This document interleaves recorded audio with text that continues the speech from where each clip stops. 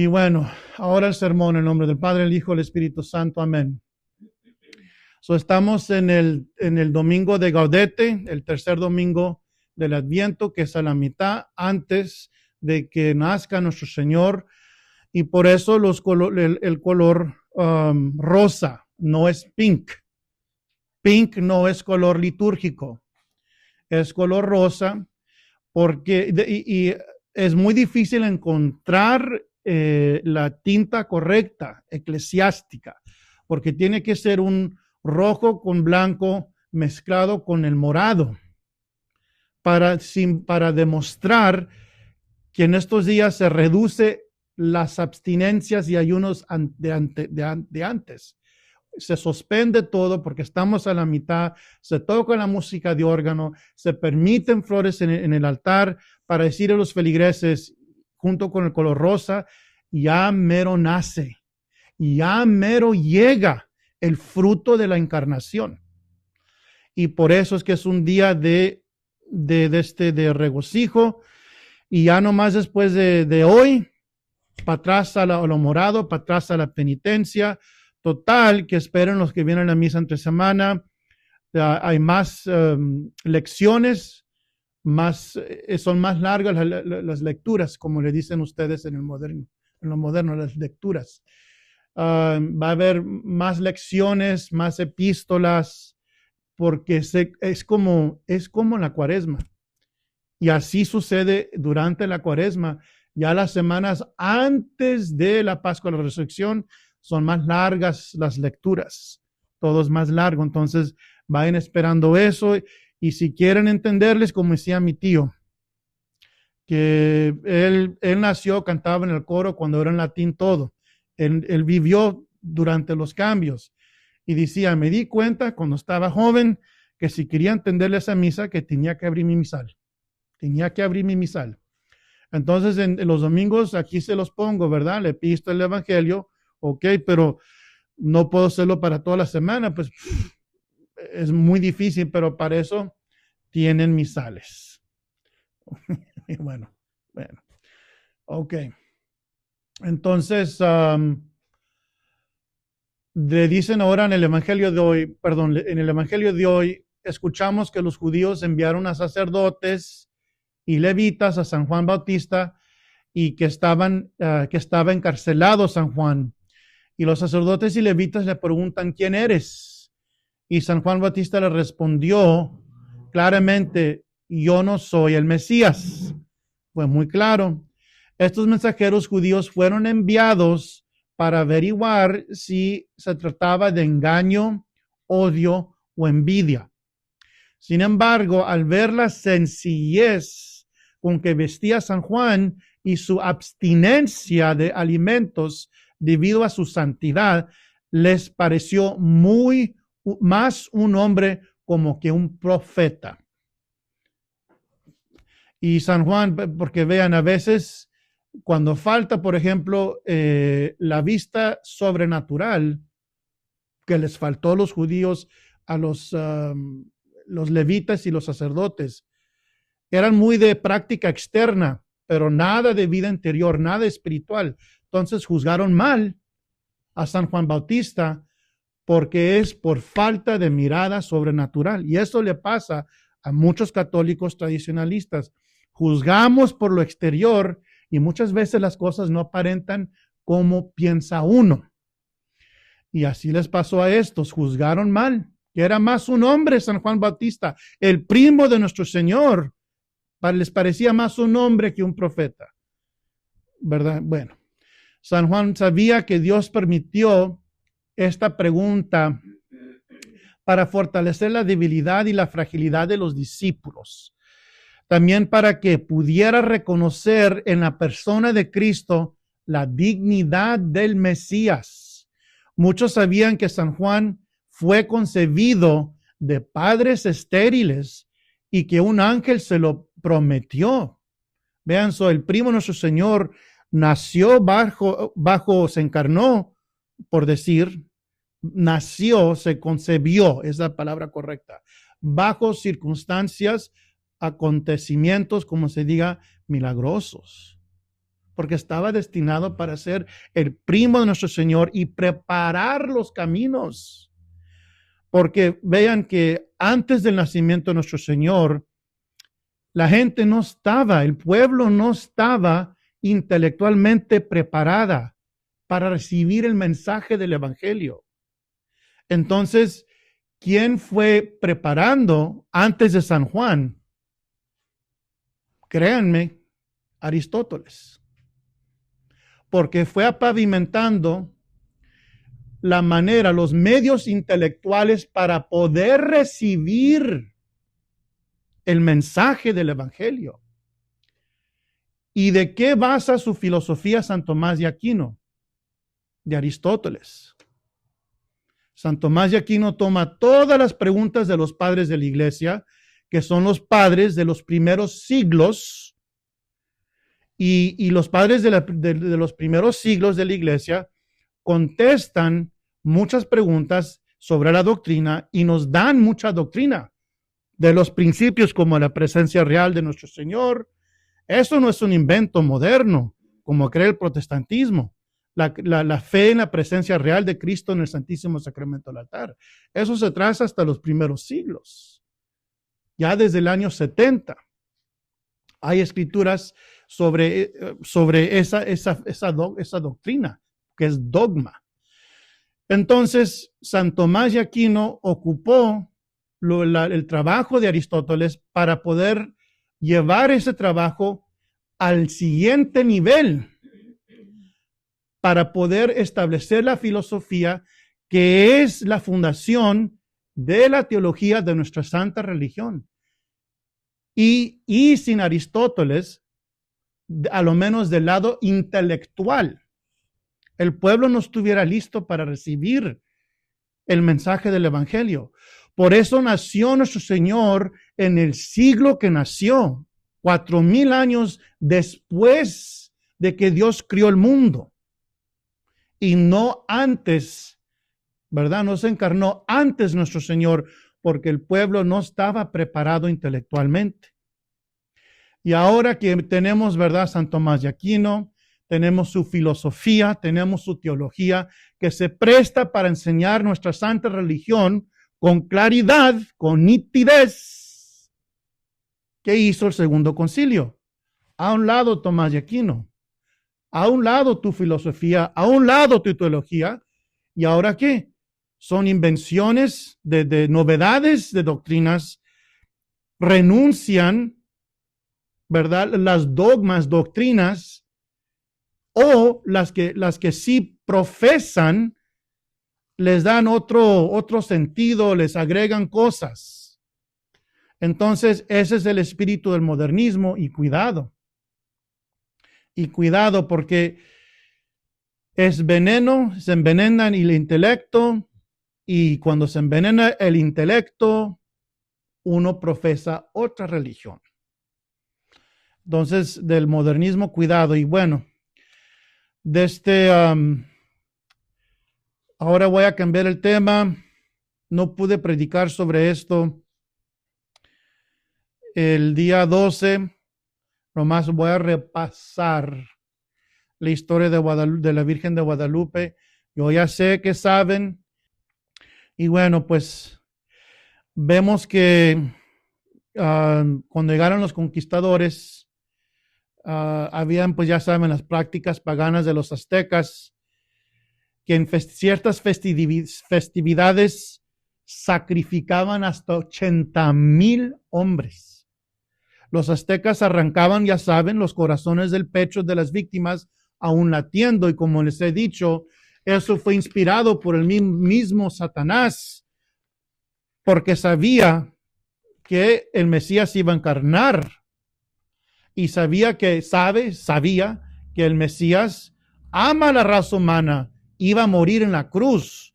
Y entonces, para burlarse del sacrificio del Cristo en la cruz, los sacrificios humanos, y para burlarse del Sagrado Corazón, que simboliza el amor de la segunda persona en la Santísima Trinidad, el amor de Dios para toda la raza humana. Entonces, era la burla, arrancar los corazones de los pechos, aún todavía latiendo. era burla de el Sagrado Corazón. Y por eso es un principio muy básico, muy sencillo de entender. El demonio siempre va a invertir las cosas. Lo que es invertido es del diablo. Entonces, por eso están más fuertes los demonios a las 3 de la mañana, porque es una inversión de las 3 de la tarde, que es la hora en que murió Cristo. Por eso la sodomía es un pecado que aclama a los cielos por venganza, porque es una inversión del acto, el tratado carnal entre hombre y mujer casados por la iglesia, que representan a la Santa Madre Iglesia, donde se puede conferir la procreación, la procreación existe por medio de ese trato carnal y de ahí brota la vida. Y para burlarse el enemigo, cega a los hombres, les mete ideas en la mente para que caigan en esos pecados, y las mujeres también, que se burlan del acto que Dios dio a Adán y a Eva para multiplicar la raza humana. Entonces es una burla del plan de Dios, y por eso es extremadamente ofensivo a Dios. Y bueno, habían tantos sacrificios humanos que la ciudad de México estaba bañada en sangre humana y olía podrido. Imagínense, 80,000 hombres, la sangre por donde quiera. ¿Cómo iba a oler la Ciudad de México? Ya según vean la ridiculez de esa gente que quieren hacer un lado en México, la religión católica, le echan a los conquistadores y ¿qué quieren? Restablecer por los derechos humanos, los sacrificios humanos. A eso quieren que regrese México. Es estupidez. Quieren borrar del mapa a Dios. Dios mandó a la Virgen de Guadalupe a rescatar ese pobre pueblo en las tinieblas del pecado, del sacrificio humano, del paganismo. Y bueno, pues los conquistadores pusieron a fin todo eso, y 10 años después, Fray Juan de Zumárraga fue elegido obispo de la Ciudad de México, protector de los indígenas, y no lo consagraron obispo, lo eligieron para ser el obispo de México, pero lo iban a consagrar obispo luego, nomás llegar en México, pero no fue así, no fue hasta después. Entonces llegó el fraile a México en 1528. A su llegada a la Ciudad de México, Fray Juan recibió muchas quejas de los indígenas contra los conquistadores. Ya saben, los conquistadores esclavizaron a los indígenas y los maltrataban severamente. Y el buen fraile, era franciscano, insistió en luchar por los indígenas, pero las autoridades de México, los conquistadores, no obedecieron. En resumen, las autoridades se volvieron contra Fray Juan de Zumárraga y expulsaron del púlpito a cualquier sacerdote que denunciaba los maltratos a los indios. Los arrastraban de los púlpitos a los padres. Para entonces los aztecas estaban listos para rebelarse contra los españoles, pues sentían un gran resentimiento hacia la esclavitud. Y Fray Juan de Zumárraga, al ver la situación muy mal, ya que ya estaban los indios hasta el copete, estaban listos para rebelarse. Imagínense el pobre Juan de Zumárraga, porque él es el mediador entre los conquistadores y los indios. ¿Y qué hace? No se dio a la botella, a fumarse marihuana, no se dio a ir a meterse con mujeres. ¿Pero qué hizo? Lo que hace un hombre, un verdadero hombre de iglesia, un verdadero siervo, sacerdote, padre espiritual, se puso a rezar y le pidió a la Virgen una solución. Acuérdense, donde no hay solución, donde se ve el caso imposible, ella siempre va a otorgar la solución al quien es devoto a ella y sincero de corazón, que realmente desea hacer la voluntad de Dios y no aferrarse a que sus chicharrones truenan y quiere las cosas como uno lo quiere, sino que la voluntad de su divino Hijo que se haga. Entonces le pidió Fray Juan de Zumárraga a la Virgen una rosa de Castilla como señal que su plegaria fue escuchada. Vean que no es tan raro eso, ese request, ese pedir. Porque vean que Santa Teresa de Lisieux, cuando dicen que cuando va a otorgar un favor, manda rosas.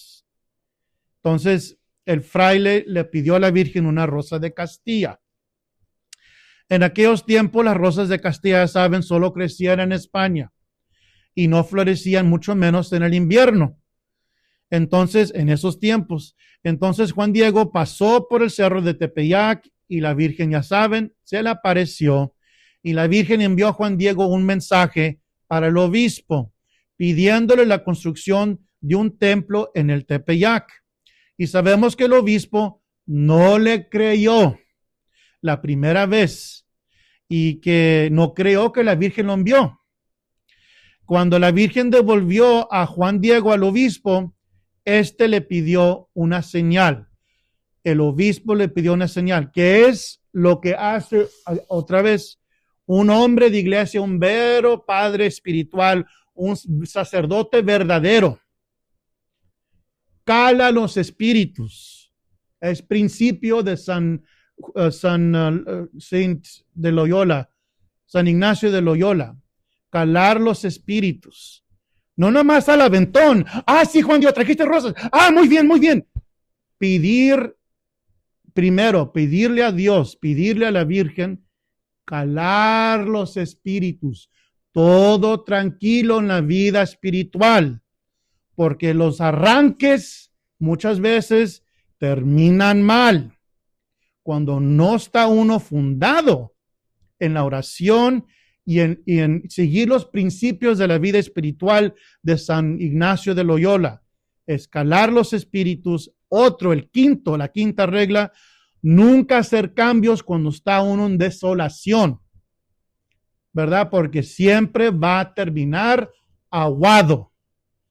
Bueno, la Virgen le dijo a Juan Diego que regresara por la mañana al siguiente día y que sería el día 12 de diciembre para darle la señal y que el fray Juan de Zumárraga le había pedido. Y así sucedieron las cosas y Juan Diego regresó obedientemente a casa y encontró a su tío gravemente enfermo de tifoidea, como se diga. Nunca puedo decir esa palabra, me tienen que perdonar, nunca la voy a aprender. El tío le pidió a Juan Diego que le trajera un sacerdote para administrarle la extrema unción.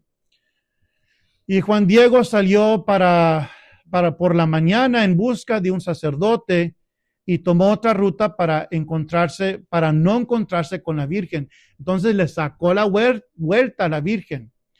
Y sin embargo, la Virgen descendió hacia hacia Juan Diego y lo detuvo. Entonces dicen que le dio vergüenza a Juan Diego y que le saludó, oh, buenos días, porque ya no hallaba qué decirle por la vergüenza porque le había sacado la vuelta. Y sin embargo, la Virgen descendió y lo encontró y le dice luego Juan Diego le platica a la Virgen de su tío. La Virgen le dice que no se inquiete ni se angustie, que su tío ya está curado. Entonces le decía estas hermosas palabras que todos lo sabemos que somos mexicanos. No estoy aquí, que soy tu madre. No estoy aquí, yo que soy tu madre. Y la Virgen le ordena a Juan Diego que recoja unas rosas en su manto para llevárselas al obispo. Le ordena que no se las muestre a nadie más que al obispo. Al llegar al palacio del obispo, Juan Diego tuvo que esperar un buen rato, porque los servidores del obispo los dejaron allá y no le dijeron al señor obispo, no le dijeron, bueno, el señor obispo en progreso, porque no era elegido, todavía no era consagrado. Y los siervos del fraile los dejaron afuera esperando mucho tiempo. Y fíjense, ya iba cargado con las rosas y la tilma, y afuera esperando como tonto. Pero es que así pasa a los siervos de Dios, son humillados. Y se aceptan las humillaciones por amor a Dios. Y bueno, intentaron tocar algunas rosas, pero se enrojecieron y quedaron como bordados en el manto cada vez que trataban de tocar una rosa. Cuando Juan Diego abrió el manto, Fray Juan de Zumárraga vio las rosas de Castilla que pedía como señal que que su plegaria fue escuchada por el cielo, y se arrodilló. Ven el significado, fueron las rosas precisas que él le pidió a la Virgen como señal con este problemón que tenía, que los indios querían rebelarse contra los españoles, y los españoles no portándose bien, esclavizando a los indígenas. Total, que antes de esta señal, el fray Juan de Zumárraga puso bajo interdicto a todo México. Y quiere decir, no se permitió sacramentos públicos, nada de misas públicas, solamente que alguien se estuviera muriendo, les podían dar los santos óleos, pero de castigo, ¿verdad? Hizo eso Fray Juan de Zumárraga y agarró la atención del rey, pero ni así se enmendaron los españoles, ni así, por la avaricia, pues, por el oro que contenían las minas en México, y pues estaban cegados. Fue apenas por este gran milagro de la tilma y las rosas de Castilla que la Virgen proporcionó la solución. Las rosas de Castilla le confirmaron que el cielo le estaba dando la solución que anhelaba. Y al día siguiente Juan Diego le mostró al obispo exactamente dónde la Virgen quería que se construyera el templo. Al llegar con su tío le contó que una señora se le apareció y lo sanó. Y le dijo que esta señora le dijo, la señora, al tío de Juan Diego, le dijo, me llamo Santa María de Guadalupe. Entonces ella le entregó su nombre al tío de Juan Diego. Y los españoles sabían que las apariciones, las rosas, el manto, todo eso era milagroso, ya que provenían que provenían de la Madre de Dios, ya que cuentan con un santuario en España de muchos siglos atrás, muy antiguo, de la Virgen de Guadalupe. Entonces hay dos vírgenes de Guadalupe, una muy antigua de siglos atrás en España. Y entonces cuando el tío de Juan Diego dice que se llama Santa María de Guadalupe, los españoles se quedaron estupefactos, ¿verdad? Con las rosas, el manto y luego hasta el nombre. Bueno, los aztecas sabían que el manto era milagroso por el significado de la vestimenta de la Virgen. Y no voy a hablar de eso porque es mucho, pero sabían que era poderosa, pero que no era diosa. Y luego embarazada por el listón rojo, el negro. Entonces, y luego pues de quién estaba embarazada, investigaron, pues es el Dios de los españoles, y quisieron ya convertirse. Antes rechazaban al Dios de los españoles por los maltratos de los españoles, y ahora se convirtieron por la Virgen de Guadalupe dentro 7 a 11 millones de indígenas paganos, que no me acuerdo ya los números, pero como en un poco tiempo después se bautizaron miles y miles y miles de indígenas que iban los frailes por los pueblitos y los niños haciéndoles señas porque no hablaban español, que les echaran el agua, que querían el bautizo. Entonces, cuando digan los protestantes, los apóstatas mexicanos que odian a la Virgen, se les olvida una cosa muy grande, que es por ella, por su intervención, que Dios permitió que casi 11 millones salieron de los sacrificios paganos a entregarse al Dios verdadero por la intervención de esta gran señora, nuestra madre. Y eso se les olvida. Y bueno, pues hay que pedirle mucho a la Virgen Santísima que nos inspire a amar a su Hijo como es debido, que lo que hacemos, nuestras flaquezas, nuestros vicios, que no son sacrificios humanos, pero sin embargo las flaquezas y los vicios ofenden a su divino Hijo. Si tenemos malas costumbres, malos hábitos, es el tiempo para purificar nuestro corazón, a dejarlo atrás por amor a Dios, a convertirnos, que es el propósito del Adviento. Convértere, voltear ese corazón, devolverlo para atrás a Dios. Y no nos van a arrancar los corazones del pecho latiendo. Por esos corazones duros hay que devolvérselos al Sagrado Corazón de Jesús.